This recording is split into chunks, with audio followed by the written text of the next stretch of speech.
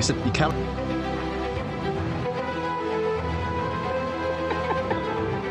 What's happening? It's fine. It's the glory of live, everybody. Gird your loins. We're coming. We're coming soon.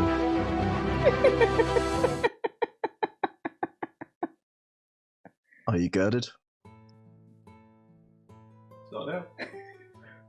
All right, I hope you're all suitably girded. Hello, everyone, and welcome to Talk Together. Thank you for joining us for a live evening of talking about Dungeons and Dragons. What on earth could go wrong? We will find out over the course of the next hour.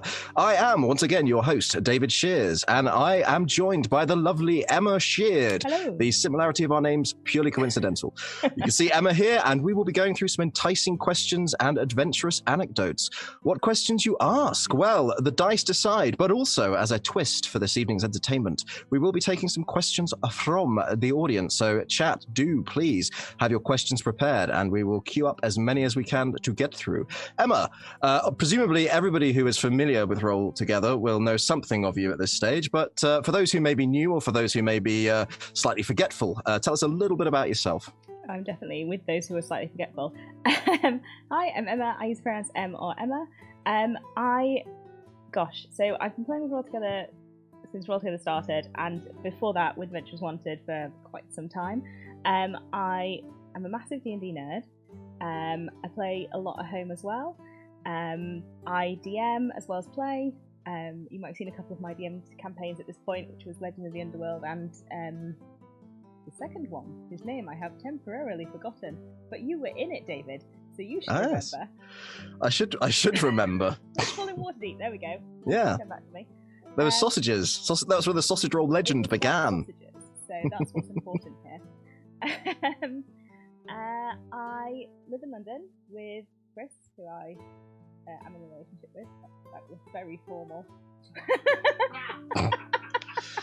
Yeah, we've got to respect this BBC-like format, right? Let's stick to the formalities. Cup of tea, Robert's your father's brother, bacon sandwich, all of that stuff. I am originally from the north of England, which we were having a chat about this in the run-up to us going live, is probably why our surnames are so similar, because you're also from the north. Also true, yeah. Very, very strong agricultural tradition. So, that is something of Emma. We are about to find out more.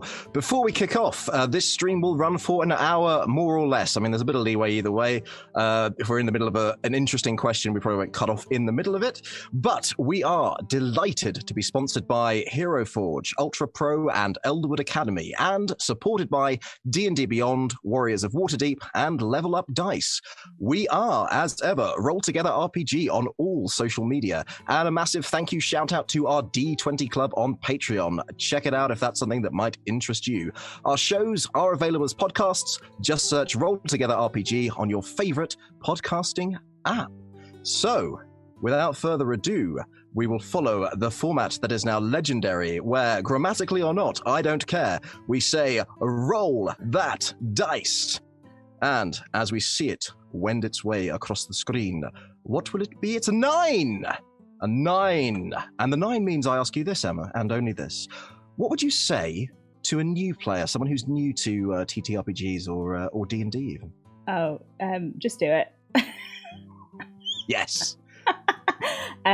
Find someone who is knowledgeable about playing, who wants to DM you, get their advice on making a character, make a character, put your own ideas in there as well. You're going to end up making something that's very similar to you, probably, or like wish fulfillment. I think that's probably where everyone starts. And just go for it. Like, find a group of friends, find a group of people that you're really like comfortable in, and just do it, because like it's fun and you can't know until you've tried it. And you know what? If you try it and it's not for you, that's fine as well. But if you don't try it, how can you possibly know? Yeah, absolutely. I'd say to people as well, like, if you try it the first time and you don't necessarily enjoy it, it might not be that it's not for you. It might just be that you're playing with people who are looking for different things out of the game, or perhaps the DM isn't as used to bringing new players into it. So it's worth it. The first time doesn't always count.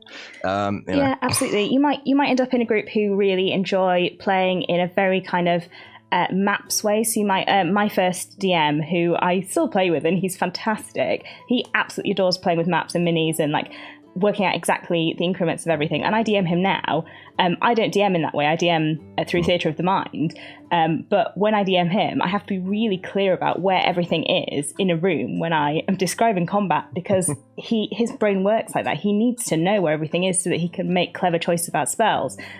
If you end up in a group like that and you're there with a map going, this is not my thing, just try a different style. So like, obviously you can find groups that are very roleplay heavy, which is an entirely different style of play, and there are groups that mix the two, and it's, you know, it's very dependent on the people you're playing with. And you can be in a group where you're having a fantastic time and then someone comes in who just kind of changes the dynamic, and that changes the dynamic and you need to change groups. So it's an incredibly people-oriented hobby, which is one of its real strengths. But what that does mean is that you need to be with the right group of people. So absolutely, you need to find them. And do you remember how you felt when you first started playing?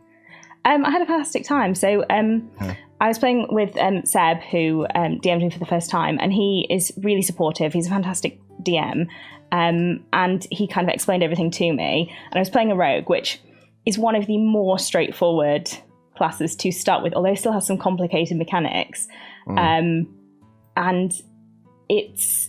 I had a kind of like one of your classic tragic backstory. I was a half elf. This is mandatory, right? Mandatory. Human mother, elf father, tragedy. You know, classic. And you know, we had a great time, but things have progressed since then. That must have been about 3 years ago now. So yeah, I really enjoyed it. But you know.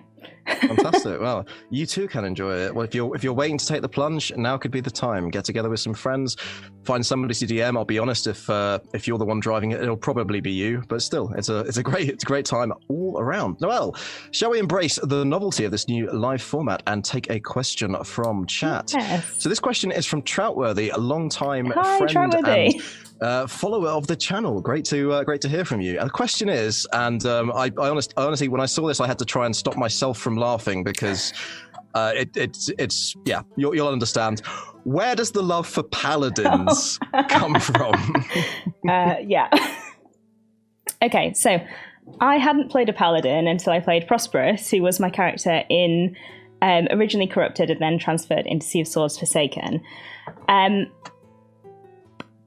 it's just fantastic. For me, I really enjoyed it. Like, you can kind of do everything. Like, you can stand at the front, you can make big hits because you can use Divine Smites to do, like, really big burst damage. You can do clever things with your spells. Especially for me being a Devotion Paladin, you get access to Sanctuary, which you can do really interesting things with when you're thinking about it. Which I'm not always thinking about it, but sometimes I am. You can heal in really big doses. Like, Paladins get Lay on Hands, so you have access to, at that sort of level, we're talking like 9 up to 12, I think we ended Sea of Swords on. We're talking like 45 to 55 hit points that you can just... I mean, in one turn, you can give someone 50 hit points, which is big ridiculous. Yeah. I mean, if you don't want to Divine Smite, which is always a trade-off. And you can also literally just stand at the front and soak up damage. And because Prosperous in particular is a half-orc, and this happened once in Corrupted, half-orcs, when you knock them down to 0 hit points, once per long rest, they come back with 1 hit point. So, I mean, even harder to kill than most other species. So, that particular, also Prosperous is a Devotion Paladin, which means that their Channel Divinity, P's Channel Divinity, gives them a +10 to hit. So, it's just like, that particular combination is just particularly nasty for any DM to try and put things against. Like, Prosperous is incredibly hard to kill, hits almost every time, and can also heal in massive amounts when I choose to instead of hitting. And by the time you're at level 9, you have enough spell slots that realistically in most combats, you're going to be able to Divine Smite every hit if you want to. So, that's a lot of fun to play because you can do everything. However, the challenge of playing a Paladin is you need them to have some sort of weakness, or you need to find other things for them to do, or other things that they're bad at, because that means that they cover a lot of things that other people in the party also want to do. So you need to find ways for them to mesh with the party so that it doesn't feel like they're kind of filling lots of different roles. So yeah, that's why I love them. But there are challenges that come along with that, which is trying to find ways for them to fit into parties that doesn't feel like they're stealing other people's thunder or, filling things that other people can do. And sometimes what that means is that when you see something that you want to do, you have to step back and go, actually, like, let someone else do it. And I think that's a really interesting trade-off. And I enjoy that as well. So that, I think that is what I enjoy the most. I think also, for me, there is something in all of my characters across the board. You'll notice this if you've been watching Tricks as well. They're all looking for something. Like, I have this joke that all of my characters are shouting into the void and waiting for the void to answer back. And it's true. And I'm not religious personally, but all of my characters are looking for something, and D&D is a way for them to find answers. So warlocks, paladins, clerics. I haven't played druids yet, but those classes are ways to explore that side of things that I find really particularly interesting. Yeah, so that is why. That's really interesting to me. Like my answer would have been far more succinct. I like to hit things and feel good about it. But yeah, it's this idea of the shouting into the void. I hadn't previously noticed that, but now that you said it, looking at characters that I've seen you play, I can see it. It reminds me of that the sort of concept in Terry Pratchett's Small Gods that gods are ideas made flesh. It's like that sort of quest from the inner soul. That's really interesting. I now look at tea in a whole different way. It's pretty much. I have it in my DMing as well. Not so much in Windfall, but I mean, I suppose you could even see it in Windfall with the fact that the whole thing was designed by a Fey patron. But in Legends of the Underworld, like the whole exploration of the Underworld, and 2 of my home campaigns have been entirely about exploring theology. Like there is this theme running through all of my personal exploration through D&D, which is mostly about explorations of what I think about death and what happens beyond death, and what I think of gods and religion and what that connection looks like for me, even though I don't really feel like I have that personally. So yeah, interesting. Fantastic. Well, let us roll the dice once more and see what they have for us. It wends its way across the screen into my mind and into my dreams. It is an 11, and I promise you I won't do any more poetry. As I would say to George, distinctly average. Yeah. I mean, average is good though if it's George, so I'll take that as a compliment. So 11 means, and interesting, this will build off of the back of what we were just talking about. What is your favorite, or whom rather, is your favorite character? That's really tough. Yeah, that's so hard. I was happy that came up. I was like, interesting. Despite how much I love Tricks, and I adore Tricks, it is still Prosperous. I love Prosperous. I think possibly because I'm not playing Prosperous at the moment, and maybe if I was playing Prosperous and not playing Tricks, the answer would be Tricks. But I love Prosperous. Mechanically, everything about Prosperous works. Like, as I was just describing, kind of everything in that is kind of perfectly enmeshed into kind of how I would like it to be in a character. Chris and I were talking about making a new paladin. I was like, well, I could just make a new devotion paladin because it's everything I want. I was like, maybe I should not do that again. The kind of the backstory that I gave Prosperous about Golden Fields and the family and this kind of corrupt leader of the, well, not necessarily corrupt, but misguided leader of the Holy Order of the kind of Chontean Paladins, which we haven't really explored yet in any detail. So hopefully that will kind of happen at some point. And their previous partner, Edie, and then we saw the whole story play out in Corrupted with their kind of partner of the time, where they gave away the scythe, and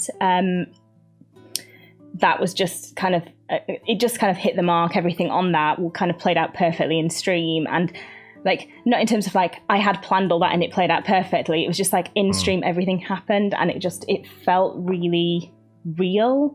And it's really nice when those things come together and you're telling a story with other people and the pieces kind of all start to mesh and feel and feel right. And then we kind of went on this kind of jaunt across the sea in Sea of Swords, which was just really good fun. And kind of hilarity ensued, and making choices to go and break into prisons, which is absolutely against sort of everything that P stands for, and yet it was the right thing to do. And those are kind of interesting character moments where you make choices that you wouldn't necessarily... If you said to me in Corrupted, do you think Prosperous would go and break into a prison? I'd be like, no, never. Why? And yet, like, in the moment, you make those choices. And making the choice at the end of Sea of Swords to... Can I spoil the end of Sea of Swords? Is that all right? It's been 6 months. You haven't seen it by now. I mean, you know.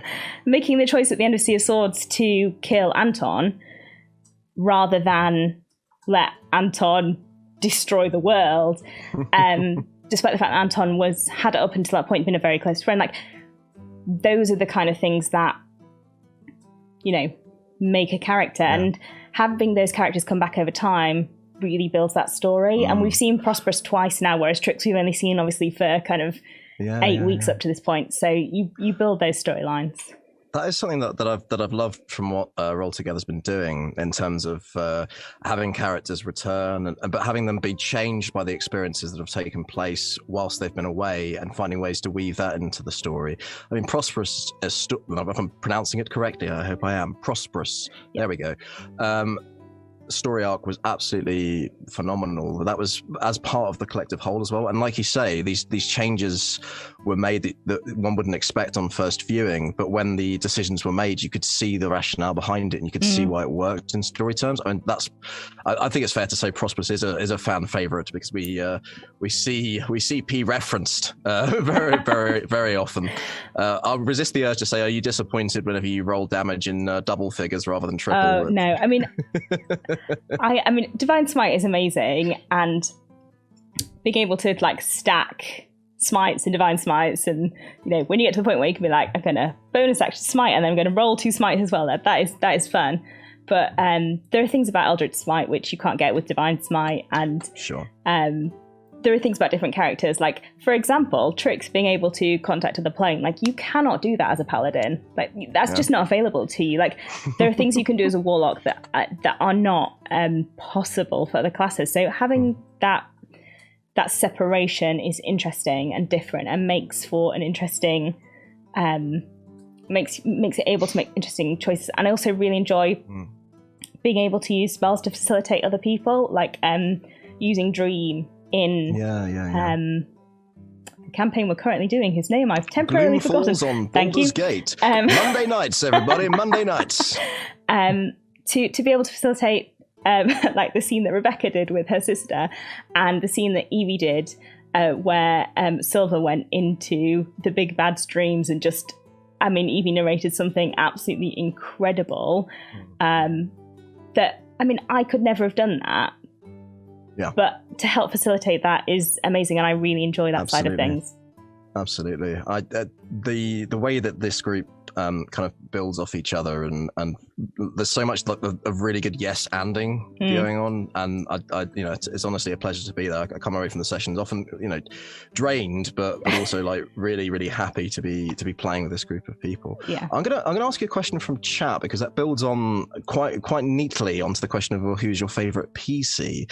So Awesome Jambo has asked, since Emma's now run a few campaigns on the channel, I'd be quite interested to know Em's favorite NPC that they created or RP'd in game. I would be very surprised if people have not already guessed that it is indeed Willie the Sausage King. The Sausage King, yes. Yes. So someone saw through me in the very first session of Windfall in Waterdeep and spotted that I had nicked the name Willie the Sausage King from Lucifer, which I was like, it's in the fourth season of Lucifer. It's in one episode where they go to back in history. no one's ever going to spot that I've nicked the name from Lucifer. And then, of course, immediately I say it and someone's like, is that a Lucifer reference? It's like, oh, God. That seems really familiar, detective. Yeah. But I built this foppish minotaur, kind of not a crime lord in any way, not smart, just like kind of a sweet character who has a lot of money. They've come about by maybe suspicious means, it was never clarified, that has just used it to build an empire of sausages in Waterdeep and is using some of it to fund the arts. And every interaction that I had with mostly Hannah was just really good fun. I had a great time. I really enjoyed describing Willie. I just had a great time. And I will say that one thing the Wonderful and Waterdeep cast really took and ran with was, I was like, we have session 0. So in the session 0, it's like, look, there is going to be this person who is funding the theatre. He has a sausage empire. Probably the theatre is funded from this sausage empire. And the cast were like, great, we'll change the names of shows to have sausage puns in the title, and we'll have like sausage merchandise, and there'll be sausages at the interval. Like, none of that came from me. That was from the session 0, from the cast of the show. And over the next week, as we ran up to our first recording, people were sending me names of shows, real shows with sausage puns in the titles. It just took off. It became its own meme, right? That's how you know you've made it. It was great. So yes, that is my on stream my favorite NPC, hands down. I feel like Roll Together should have a subreddit just dedicated to Sausage King memes. Although actually, even as I say that, I see that might not be a good idea. So perhaps that's one to leave on the drawing board. But hey, who knows? Oh, brilliant! I mean, I loved Willie. Suspicious, cursed bags of gold of origins and so on. I'm just working my way through Lucifer now, so I'll be looking out for that reference. I just finished season 2, and absolutely love it. When you get there. Great flipping soundtrack, I must say. So, well, once again, let's embrace the fact that we are live and questions are coming through from chat. So, Pixie, another long-time friend of the channel, and great to see the contribuzione, asks, does D&D sneak into aspects of Emma's real life? And if so, are there any fun examples? The best one I have is that Ultra Pro gave us these folders with like D&D designs on them. They're like plastic wallets, and I was using one of them to keep my university notes in because I'm doing a part-time degree, and I had it on my desk at work. I work at 3 different sites, so I just had it on my desk at one of the sites I'm not normally at, and one of the security guards was coming around, and he saw it and he was like, "Oh, do you play D&D?" I was like, "Yeah, I do. I'm a streamer, like I stream D&D." He's like, "Oh, that's really cool. Like I do D&D art." Oh, wow. And we just got chatting about it, and he kind of showed me his website, and we just had this conversation about it. But it was through kind of having this folder with it's very distinctive art. I don't have one currently to hand to show you, but they are they're very bold. Kind of people beheading each other and wizards doing things. And, your allegiance is clear, right? Pretty much. I mean, I use them for all sorts. Like I have my sewing patterns in one of them. Like they're all over our house at this point. Yeah, he just saw it and just asked me about it, and that was really nice. But I mean, mostly I just have dice everywhere and like bits and pieces all scattered all over the house. So it's mostly just that there is like stuff everywhere. But that is kind of the best example I have of it being kind of in my in my life. Hey, D&D, social icebreaker. Pretty much. Let it be known, everyone. Wear your allegiance with pride, and you too can make unexpected acquaintances. Who knows? Definitely. I've had some bizarre moments of just running into people whilst playing D&D in like a pub or something, and people are like, "Oh, what's that about?" And then just ending up having a conversation for a good hour about our favorite classes and spells to prep. So it really is just such a social networking tool. Absolutely. So I'm going to combine these two questions because I think they sort of nicely link in with each other. So Awesome Jambo, getting thoroughly involved, has another question. I'm going to link it in with Kuradil, another longtime friend of the channel's question. So Awesome Jambo asks, we all know Prosperous had some excellent moments, both solo and personal, and with other folks like Ashford and Milk. But do they have a favorite moment for their? Does Emma have a favorite moment for Emma's own characters and or others they've even just witnessed at the table?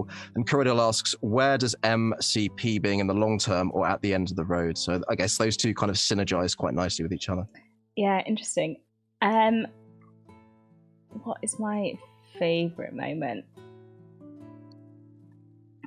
I think the favourite moment I've ever had in D&D was, and apologies, this is in a home game, and it was one that I was DMing, but it just kind of all came together perfectly. So I'm just going to describe it to you, and you can tell me if I haven't described it well enough. It was the first home game I'd ever run. We'd been going for about a year. The party had been pursued by this group of hags, one of whom in particular had a connection to one of the party. They were at this bar and they needed to go to another island across the water. And it was dark, and they knew that they needed to go on a barge across the water. And I managed to persuade them to get onto a barge with someone in a cloak, sit in the barge, while I described it being punted across a lake. Punted is where someone pushes a boat with a long stick, just for anyone who's American and thinks it's like throwing things. Kicking things, but yeah. Oh, sorry. Sorry. You can tell I'm British. I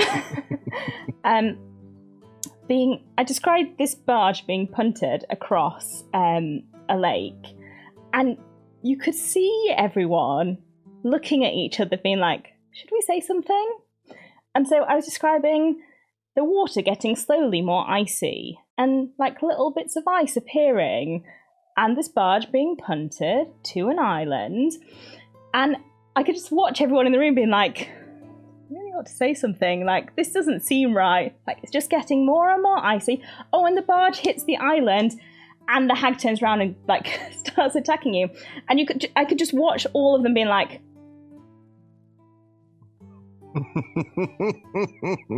and they literally let me punt them into the hag's lair. And it wasn't anything clever, but it was just that moment of just watching everyone in the room for about 5 minutes be like, we really should say something, and just everyone being too polite to say anything until the moment when I was like, oh well, you're here now. Brilliant. I've never got away with anything like it again. I only got away with it because it was the first time, but it was class. I enjoyed it. Brilliant. I love that. That reminds me of a story I read on it must have been Reddit, where a player was describing being at the table with everybody and just saying to someone, "Oh, do you mind if I just tap you on the shoulder?" And they were like, "No, that's fine." And they were getting up and they were doing this speech in character, just going around the table, just gently sort of touching people. And they sit down and they said, I've used that time to cast a touch spell, so you're all in source. Oh, no. You all let it happen. That's brilliant. This player's just like, I'm too polite to say anything in this barge. And that moment of revelation. Well, what did you learn? It's a teachable moment, right? I think everyone learned now that I'm not to be trusted when there are hags involved. It's not. No, sausage rolls, trust, and hags, less so. Absolutely. Yeah. In terms of Prosperous, I think what I would like for Prosperous is for P to be kind of travelling around various bits of the Forgotten Realms, helping people out who are in danger. That was always the aim, that Prosperous would be this kind of roaming helper of people. Their entire skill set is based around that, like being the person who stands in the way and can protect other people who are behind them and deal with the thing whilst protecting other people.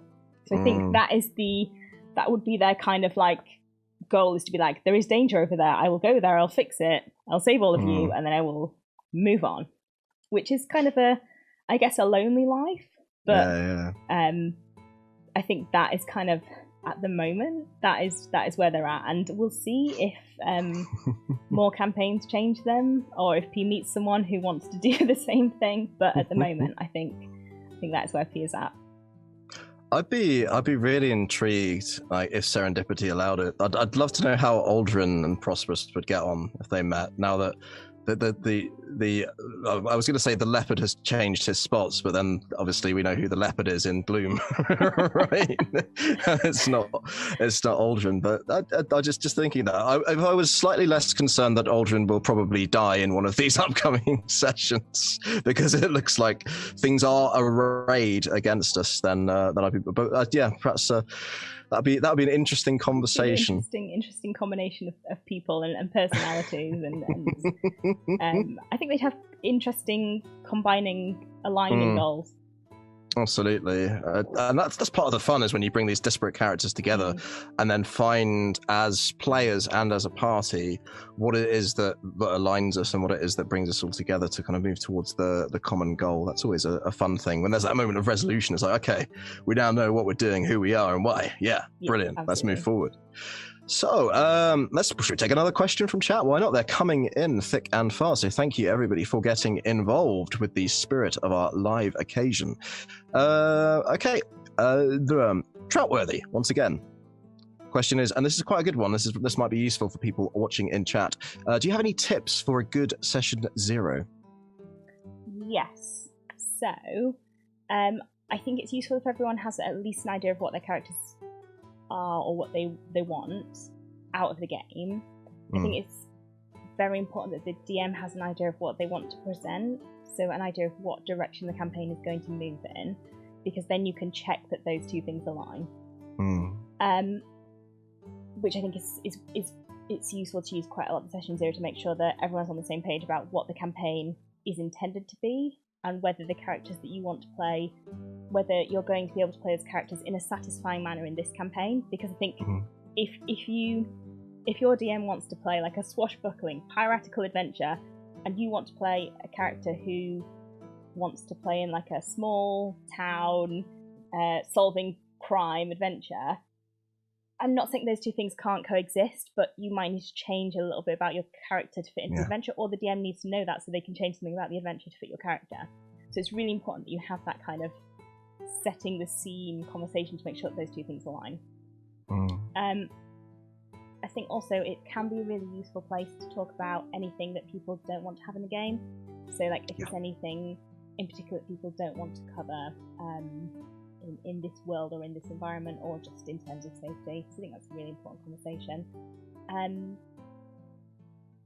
I guess also just in terms of how you're using safety tools. So like we often go over how we're going to use pause cards, if there's any other safety tools that we use, and we'll talk about them. So I think that's just a really useful conversation to have at the start. And also, I guess just if people don't know each other, if there's anybody who's new or anybody who doesn't know each other quite as well, it's just a really useful place to get to know each other a little bit before you start diving straight into roleplay.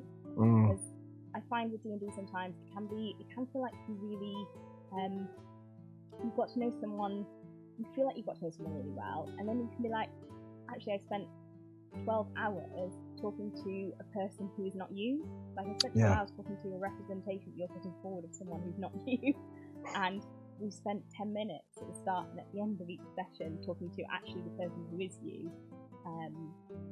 So it can be quite useful to have that kind of just start off like, actually let's have a chat that's just us as people, before we dive straight into like, hello, I'm like Celeste the elf and rogue, and like it can be useful to have that kind of just separation of of person and character. I'm trying to think of anything else that I would kind of say is. I think those are the main things that I want to cover. There might be other things that are really campaign specific, but those are kind of the kind of vague general things that I want to go over. I guess it's kind of a mix between the social, which is having the safety tools in place, knowing who you're talking to, understanding what everybody's looking for out of the game, and then the technical, in terms of like how you describe the characters working together, special things that might be affected in terms of the world and how things are working and all that. But I guess the idea is that by the end of a session 0, you ideally want everybody coming to the first session of play confident about what game they're playing, how they're playing it, who they're playing it with, and feeling like they can have fun whilst having that safe environment in order just to play in, right? Yeah, absolutely. That's the main thing, is that people, by the time you're actually getting into the role play side of things, people feel comfortable with each other as people, so that if anything does happen inside the role play side of things, people feel really comfortable using pause cards or using any of the safety tools you're using, or know what they can and can't do. Absolutely. And I've certainly say that the first time I think I've seen session 0s used in the way that they currently are was when I started playing with Roll Together, and when I started playing with Chris in one of their home games. And at that point I did see like the absolute use of it, because you don't want to at the end of the day, like safety and fun are the two top points to the whole process. Absolutely. And it is one of those things, like you will have moments in game where people do get emotionally invested, and you will have moments in game where there's tension between characters, but not necessarily between people. But you will sometimes see us on our streams here that I've been part of, just checking in with people afterwards, right? And it's just a top up on top of that whole session 0 process. I think it's really vital that people feel able to have that kind of moment to check in. Or sometimes I think if people don't necessarily want to check in with each other, they'll check in with the DM, and then the DM can check in with people. And I think you as the DM need to be able to have that relationship with someone where you can say, actually, hey, that seemed quite intense. Are you all right? Or like, you seem a bit withdrawn. Are you okay? And I think you need to be willing as the DM to have those conversations, because at the end of the day, like, the responsibility of the safety at the table is yours if you're inviting those people. So I think that does fall to you at the end of the day. Yeah, absolutely agree with that. Well, should we move from quite a serious question to a slight change of pace, a more lighthearted one, if you will? I invite you to consider the following from Awesome Jambo. What is the juiciest piece of lore or the biggest OMG moment for you at the table? Juiciest piece of lore. The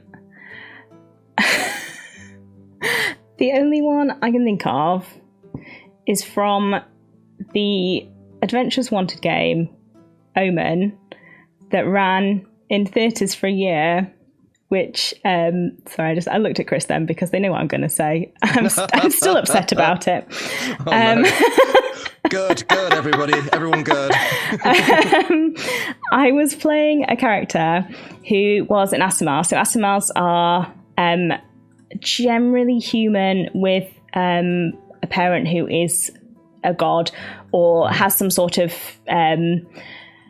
god DNA. That sounds weird. I made it weird. Sorry everyone. I made it weird. But like, obviously, if you want to play a different race that has DNA of a god, you can do. It just sounds weird however you say that. Sorry.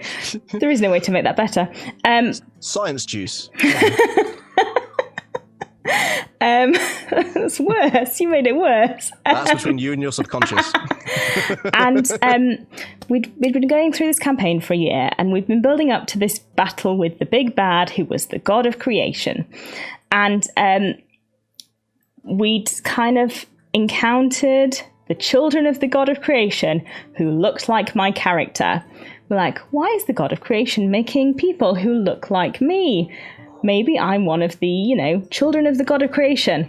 And then we got to this battle with the big bad. I mean, I'm serious. We've been doing this for a year. There was a lot of tension around this.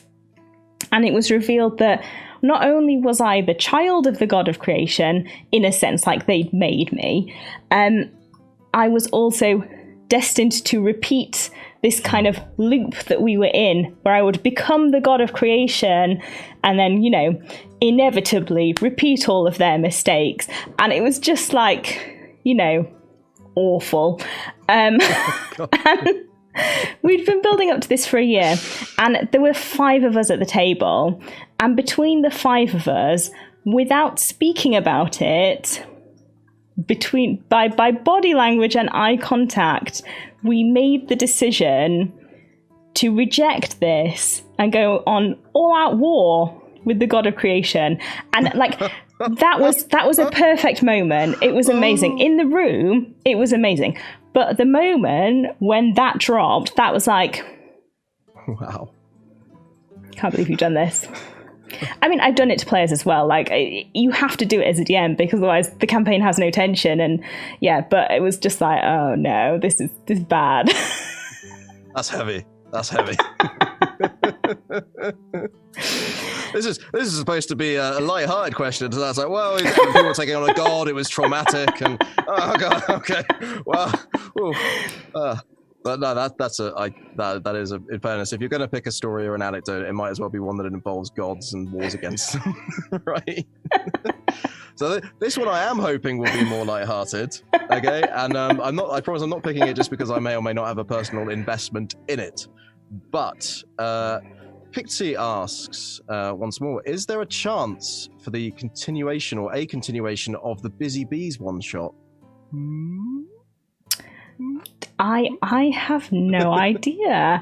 I genuinely do not know. I will ask Chris after this and maybe find out. But genuinely no idea. Sorry. All I would say to people is that if it is something that you would like to see, do let us know, right? If we're always happy to receive feedback. It may or may not be acted upon. It's certainly way out of my hands, but I for one really enjoyed just picnicking about with a bunch of sentient animals. God. That character is so high energy, and I mean I made that choice. That was a choice that I made, and it's a lot. That's a lot. You wouldn't want to do that for a 12-parter, would you? I mean, it'd be a lot after a bad day at work, I tell you that.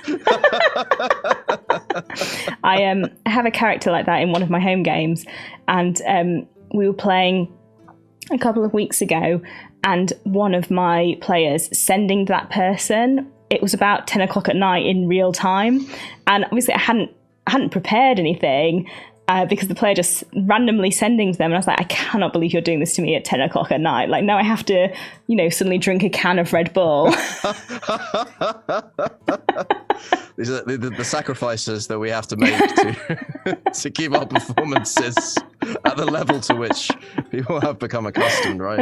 Yeah, okay, well, I won't be sleeping until 5 a.m., but it's worth it. It's totally worth it. Just lying there like, I'm so tired. Well, I feel like it's been so long since we've rolled the dice that they are probably getting lonely at this point. So we wouldn't want that. No, I mean, you got to care for your dice. You want them to roll 20s at those pivotal moments. So here we are. What are we going to get? It is a 15. They're going up. They're going up. Yeah, slowly making our way towards a Rebecca, as we as I refer to the high end of the scale. Poor old George. But a 15 means I ask, and some of this will have been covered, but there may be some more nuance, something to add to it. Is where do you start when making a character? It's the beginning of that process. I angst about it. Yes. For a while. Can relate. Can absolutely relate, yes. I asked the DM if I can play a paladin. I'm joking. Sort of. Then I think about it. This doesn't portray me very well at all. No, not at all. I need to know what the setting is and what the campaign is. Like, I really struggle if I don't know what I'm playing in. So I need to know at least a little bit about it. If someone's like, just make anything you want, I'm like, I don't know what I want. If you just tell me to make anything, I'm going to make a devotion paladin. So like, tell me something. then I'll try and make something that feels like interesting and relevant to the setting, and that I'm interested in playing. Like, for some reason I never play monks. Like, they just don't do it for me. I love spellcasters. I absolutely adore playing complex classes. Like, I'm playing Shivarith, who's the wizard in Warriors, and has been announced. Yeah, he's soon to be seen. It starts on Tuesday. I'm very excited. We have recorded one, and it's fantastic. Like, I really like. It's been a long time since I played a wizard, and I really enjoy that kind of like crunchy. Ooh, I have all these different spells, and I can combine them in interesting ways. And especially, Shivarith is an evoker, so it's like I can cast a fireball, and I can choose not to hit any of the people in the party, and that's fantastic. I love that. So that sounds rather Paladin-like, doesn't it? I do the big damage. I'm saying nothing. I'm saying nothing. I want to stay. I want to stay making roll together content. I'm saying nothing. So yeah, I look at the place and try and think of a concept that would be interesting for that place and something that I really want to play, and then I'll try and fit a species and a class to it. And thanks to Tasha's, you no longer have to be like, well, I need to find a species that has the right stats to fit the class I want to play, which was always the challenge beforehand, because like, I don't want to play something that has the wrong stats, because like, despite everything, I still want to be really good at the game. Like, there is still a game underneath all of this. I don't want to be rolling rolls and be like, well, I add 2 to everything because I chose to play a fighter kobold and it's -1 to everything. Like, that's not fun. Like, that genuinely, that's not fun. And like, unless that's your thing, for me, that's not fun. So strong agree. Yeah, but Tasha's now, you can change where the stats go for any of the species you choose. So you can play a super strong kobold, which is awesome. Or you can play like a really, really smart but not wise Loxodon, which is fantastic, because that means that, you know, it's not like, all elephants are really wise. Like, it doesn't make sense anyway. Yeah, it's much better. I love it. Anyway, so now I'm just like, what I really want to play is something that looks like a cat, because I really like the aesthetic, and they're going to wear a leather jacket, and they're probably going to wear a hat with the ears poking out, and I also want them to be really fast, because that's going to be really cool when I run into combat for the first time. And I also am not going to play a rogue, because I can't play rogues anymore because I find them too boring. I veer towards rogue. Every time I make a character, I'm like, I could play a rogue, and I'm like, no, I hate playing rogues. I played a rogue as my first character, and I tried again recently, and I found it so tedious, because for me now it's like, oh, every fight, what do I do? Hide, fire an arrow. Hide, fire an arrow. And I can't do that anymore. I have to be like, what am I going to do? I'm going to choose from my list of 20 spells, and I'm going to cast the one of them that is perfect for this situation. Absolutely. I mean, yeah, having that sort of diversity of approach to things as well, like, it means you can sometimes think laterally around problems as well. It's not like there is a thing in front of me, I must destroy the thing in front of me in order to progress. But no, I will make the thing in front of me think that it's walking over a bridge and down into a ravine. Yeah, I absolutely see that. No disrespect to people involved playing rogues. If that's your yum, I'm not going to yuck it. I adored playing a rogue the first time I played them, and it just doesn't work for me anymore. And I'm really sad, because like, I absolutely loved it. So yeah, it was a very sad day. I mean, I have in mind. It made me think that it's like the campaign is a garden, and the character is a seed, and you want to pick a seed that grows well in that soil, right? And then you have this sort of this DM allotment thing. And what other people are doing as well, because like, if I really want to play a artificer, but someone else also really wants to play an artificer, I'm not going to be like, well, I chose to play an artificer. Yeah. Be like, well, all right, I've got like 20 other character ideas. I can play one of them instead. Like, I'm not like, you can have parties with 2 of the same thing in them. That's fine, but they have to have really different characterizations. And I think, different subclasses, and you have to have a conversation about how that's going to work. Like Trix and Ivy, Persephone, actually, if you look at them in combat, look relatively similar. They have quite similar abilities. They do quite similar things. Like they're both punching people. But Rebecca and I had a conversation before the campaign started about whether that was going to be okay, and discussed how we were going to work that and how that was going to work and whether we were both all right with that, and made sure that was fine, because like you don't want to be in a situation where one of you is there going, oh no, we have two characters who do exactly the same thing. Oh no. So it's just all about having that conversation. So I remember when we were sort of putting all the characters together for Gloom Falls, and like I'd built Aldrin as a stealth, sort of weirdly bizarre stealth cleric. And I knew that Evie was putting together a character, and my initial thought process was like, please don't be a rogue, please don't be a rogue, please don't be a rogue. And I was like, no, actually, the way that it came together was completely synergistic, and there's no kind of overlap. And sometimes it's good to have that, because, as you say, it can be complementary. But the way that I agree with you, like T and Percy have found their place in the party, and the way that they found their place as characters, it works really, really nicely. And I've loved the way that that's developed. You just given me an idea for a character that I've now decided I really, really want to play, but I'm gonna have to wait for the right opportunity. So we'll see when that comes along. I have an Aarakocra blade singer in the back of my back pocket that I've had for such a long time. That would be filthy. Filthy. He's called Clive. He's a bird of paradise. I've made him on Hero Forge. He would be amazing, but like he needs the right campaign, and it's not happened yet. But as one long day, as I don't have to DM, I'm all for it. No one have to try and deal with Clive. Well, we are rapidly approaching the end of our hour, so if I do skip over any questions, I apologise. We just want to try and cover as many topics as possible and see if we can get Em's thoughts, your thoughts on as many things as we can. So I'm going to ask you, interestingly, can you, Emma Carriddle asks, tell us about a time when you disagreed with another player and how that was resolved, how you managed that? And this can be either as a player or as a DM or both. How was the situation diffused? Sorry, I'm laughing because Chris and I disagree about almost everything. No, every time we play. That's a slight over-exaggeration. When Chris and I first started DMing each other, we would quite often have disagreements about things that happened. And the one that got the most heated, I will reveal to you exclusively here, was when I realised that, okay, I would advise that you not do this because it may frustrate some of your players. But Drow can cast the spell Darkness.